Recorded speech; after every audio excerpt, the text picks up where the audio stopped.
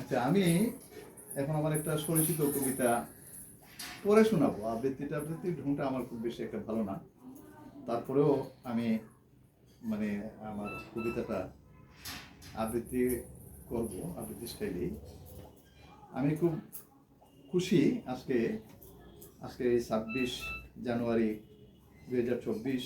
আমার পরম সৌভাগ্য এখানে কানাডা থেকে আগত আমাদের বিশ্ব কবি মঞ্চের সভাপতি সৈয়দা রুকসানা আপা,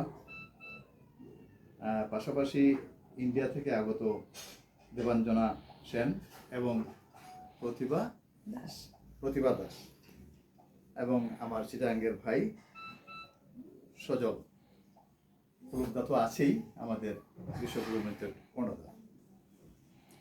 এটার ইতিহাসটা আমি একটু আগে বলেই ফেলেছি যে আমার স্ত্রীর চাকরি জীবনের শেষ দিন, রাতে আমার ঘুম হয় না,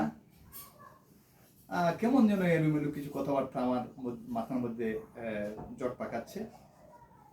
আমি সেও চটপটি করতেছে, ঘুমাইতেছে না। আজকে তার চাকরি জীবনের শেষ, কালকে তার জন্মদিনের কথাটা আমার মাথায় আসে নাই। আসলে চাকরি জীবনের শেষ এবং আগামীকাল তার পেনশন, এটাই হলো মূল কথা। এইটা নিয়েই আমি আমার ডাইনিং টেবিলে বসে আমি লেখা শুরু করলাম। একটা প্যাড নিয়ে, কলম নিয়ে লেখা শুরু করলাম, মনে যা আসছে তাই আর কি। তো ওই দিন আমার সৌভাগ্য যে আমার বাসায় আমার সম্বন্ধীকের বউ, একজন সাবেক সচিব, উনি ছিলেন। এরপরে আমি এটা লেখার পরে প্রায় ভোর রাত্রি আমি ঘুমাইলাম, আর ভাবি সকালে ঘুম থেকে উঠে এটা পাইছে এবং পরের দিন ওনার ননদিনের জন্মদিন পালনের জন্য কেকটা কেমন নাচনতে নিয়ে আসছে। আর দুপুরে লাঞ্চের পরে উনি হঠাৎ করে কেকও বাইর করলো, আর ওই আমার কবিতাটা উনি বাইর করলো যে মানব, তোমার এটা আমাকে খুব ভালো লাগছে, আমি তোমার এটা পড়ি। ওই ভাবি পড়ছিল, অসাধারণ। আচ্ছা যাই, আমি পড়ি, ভাবির মতো হবে না তবু।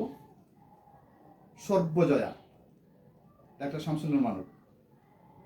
উৎসর্গ করেছি আমি প্রিয়তম পত্নী ডাক্তার সাবিকুন নাহার কুমুকে। এই যে আমার জিরো থেকে হিরো হওয়া, সব কিছুর মূল্য তুমি, তোমার ইন্দ্রজালে বিমুগ্ধ আমি।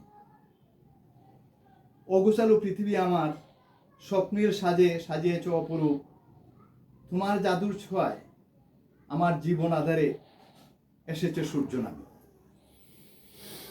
আজ সবই লাগে ভালো, চারদিকে শুধু আলো আর আলো।